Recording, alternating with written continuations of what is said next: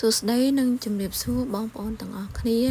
ដែលតាមដានទស្សនារាល់វីដេអូនៃការធ្វើម្ហូបរបស់ម៉ានីទាំងអស់គ្នាថ្ងៃនេះនាំបងប្អូនទៅទស្សនាទេសភាពវាលស្រែតាមដងផ្លូវនៅកន្លែងដែលនាងខ្ញុំធ្វើការពិតជាត្រជាក់ភ្នែកមែនទែនតែម្ដងបងប្អូន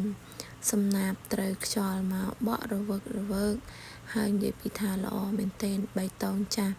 ចំណែកឯពងរស់របស់ពួកគាត់វិញចាប់ផ្ដើមបែកគុំគឺថាល្អមែនទែនក្លិនប្រហើរពេលត្រូវខ្យល់ផាយផាត់មកពិតជាក្រអូបឈ្ងុយជាប់ច្រមុះបន្ទាប់ពីបងប្អូនទស្សនាពងរស់របស់បងប្អូនវិជាកសិករហើយបងប្អូនមើលតាមខ្នល់មានទឹកហូរតាមប្រឡាយមានទឹកហូរមានផ្កាសម្រាប់ឲ្យមើលបងប្អូនផ្កាហ្នឹងគឺជាផ្ការៈបងប្អូនហើយមកជួបបន្លាយដែរជាផ្លូវដែលនាងខ្ញុំធ្វើដំណើរទៅធ្វើការរាល់ថ្ងៃហ្នឹងគឺមានបន្លាយហើយមានផ្លូវសងខាងអញ្ចឹងបងប្អូនហើយនិយាយពីផ្ការៈហ្នឹងដោះមកជួតាមផ្លូវហ្នឹងគឺថាពិតជាស្អាតមែនទែនធ្វើឲ្យនាងខ្ញុំទ្រាំអត់បានទេគឺចោះថតរូបលេងគឺជាចំណូលចិត្តរបស់នាងខ្ញុំតែម្ដងហើយផ្កានេះគេឲ្យឈ្មោះថាផ្ការៈឬក៏ផ្កាស្នេហ៍ប៉ុន្តែបើសិនជាបងប្អូនដែលខ្លាចតកូវបងប្អូនមិនចុះបេះណាបងប្អូនព្រោះផ្កាហ្នឹងគឺសបោតកូវហើយនេះគឺជាផ្លែរបស់ផ្លែផ្ការៈបងប្អូនហើយផ្កានេះដែរគឺគេតែងតែយកទៅក្រងសម្រាប់ធ្វើដង្វាយព្រះហើយផ្កានេះមានពីរពណ៌បងប្អូនពណ៌តបាយព្រៃពណ៌ស្វាយលេតបាយព្រៃហ្នឹងហើយនឹងពណ៌សចឹងនេះខ្ញុំតែងឃើញគេក្រងជាភួងដើម្បីយកទៅថ្វាយព្រះឬក៏តុបតែងលម្អនៅក្នុងគេហដ្ឋានហើយនិយាយទៅគឺស្អាតមែនទែនតែម្ដងបងប្អូនចឹងបន្ទាប់ពីនាំបងប្អូនទស្សនាទេសភាពតាមដងផ្លូវហើយនាងខ្ញុំក៏បានមកដល់ផ្ទះក៏ចាប់ដើមរៀបរាប់ធ្វើម្ហូបហើយថ្ងៃនេះដែរនាងខ្ញុំមកស្លម្ជូរក្តាតជាមួយនឹងកូនត្រីចឹងមុននឹងបានសម្លម្ជូរក្តាតហ្នឹងគឺនាងខ្ញុំតរោកាត់ក្តាតសិនក្តាតនៅផ្ទះគឺមាន3គុំបងប្អូនខែភ្លៀងចេះគឺលាស់មកគឺល្មមម្ហូបតាន់បើសិនជាខែប្រាំងវិញអត់សូវមានក្តាតញ៉ាំទេ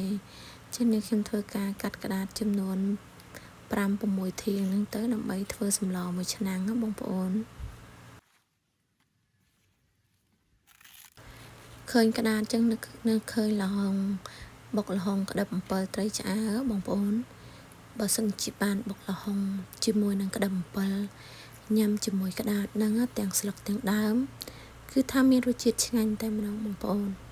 តែថ្ងៃនេះដែរនាងខ្ញុំចង់ស្លម្ជូរចឹងក៏នាងខ្ញុំស្លម្ជូរសិនចាំ2-3ថ្ងៃទៀតក្តាររបស់នាងខ្ញុំធំចាំនាងខ្ញុំធ្វើការបុកល្ហុងញ៉ាំជាមួយនឹងក្តារវ៉យសលេងស្អត់កបងប្អូនហើយចង់កើតផ្ដាសាយបន្ទាប់ពីកាត់ក្តាររួចរាល់ហើយគឺនាងខ្ញុំយកក្តារនឹងទៅសកសម្បកលាងទឹកឲ្យបានស្អាតដើម្បីយកទៅស្លម្ជូរ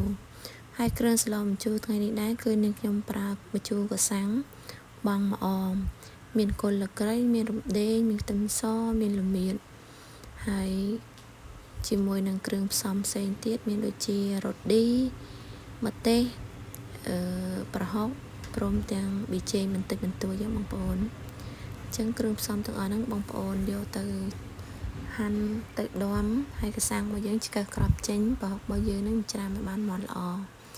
ផ្នែកសាច់ថ្ងៃនេះគឺនាងខ្ញុំមានត្រីកញ្ចុះសុទ្ធពងបងប្អូនហើយនឹងកូនត្រីឬក៏ត្រីក្អិតហើយនាងខ្ញុំស្លពាក់កណ្ដាលហើយយកទៅចៀនម្សៅពាក់កណ្ដាលប្រហុករបស់យើងគឺយើងយកទៅដាំទឹកឲ្យពុះសិនដើម្បីឲ្យសម្លម្ជូររបស់យើងមានក្លិនឈ្ងុយបន្ទាប់ពីយើងដាំទឹកប្រហុករួចរាល់ហើយយើងដាំទឹកកន្លះឆ្នាំងយើងបង់ជាមួយនឹងគល់ល្ក្រៃដែលនាងខ្ញុំបានដុំចំនួន1គល់រំដេងចិតជាបន្ទះល្មៀតយើងដុំឲ្យសំប៉ែតព្រមទាំងខ្ទឹមសដែលយើងបានដុំនឹង3កំពឹសព្រមទាំងផ្លែកសាំងចំនួន4ផ្លែឆ្កឹះក្របហើយនាងខ្ញុំធ្វើការដាំទឹកនឹងរម្ងាស់បន្ទាប់ពីរម្ងាស់គ្រឿងទាំងអស់នឹងបានឡើងឈ្ងុយហើយបងប្អូនធ្វើការចាក់ទឹកប្រហុកដែលយើងបានដាំបាញ់មិញហ្នឹងបងប្អូនចាក់ចូលទៅក្នុងទឹកសម្លរបស់យើងនៅកំពង់ពុះហ្នឹងហើយទឹកប្រហុករបស់យើងគឺក្តៅចាក់ចូលជាមួយនឹងទឹកសម្លរបស់យើងក្តៅហ្នឹងគឺថាមានក្លិនឈ្ងុយតែម្ដងបងប្អូនប បន្ទាប់ពីចាក់ទឹកប្រហុកហើយយើងបង់រ៉ូឌីបន្តិចនិងប៊ីចេងបន្តិចបន្ទាប់ពីបង់រួចដល់អស់ហើយបងប្អូនចាក់ត្រីក្អិតចំនួនពាក់កណ្ដាលបងប្អូននេះខ្ញុំស្លោត្រីក្អិតពាក់កណ្ដាលនិងត្រីកញ្ចុះចំនួនពាក់កណ្ដាលจึงដាក់ត្រីកញ្ចុះហើយនិងត្រីក្អិតនឹងចូលទៅរងាស់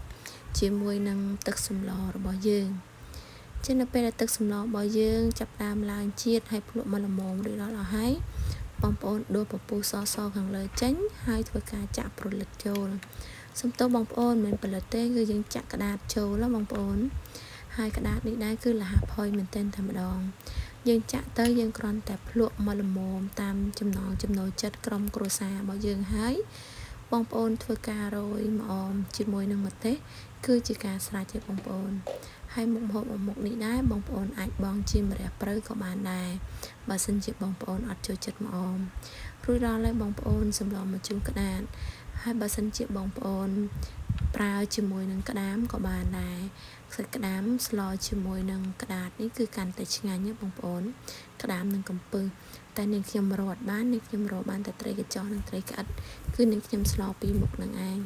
រួចដល់ហើយបងប្អូនតំណងដែរអត់សម្លម្ជូរក្តាតថ្ងៃនេះនិយាយពីថាក្លិនឈ្ងុយហើយរសជាតិវិញជូរឡើងជ្រះតែម្ដងបងប្អូនទទួលទានជាមួយនឹងបាយក្តៅញិចម្ទេសហិលអស់បាយពី3ចានមិនដឹងខ្លួនទេបងប្អូនហើយអរគុណច្រើនបងប្អូនទាំងអស់គ្នាសម្រាប់ការតាមដានទស្សនាវីដេអូនេះតាំងពីដើមរហូតដល់ចប់សូមបងប្អូនជួយចុច like និង subscribe Channel YouTube របស់ខ្ញុំដើម្បីទទួលបានវីដេអូថ្មីនេះខ្ញុំនឹងបន្តប្រាប់វីដេអូចែកជូនបងប្អូនទស្សនាសូមអរគុណច្រើនសូមជម្រាបលាជួបគ្នាវីដេអូក្រោយ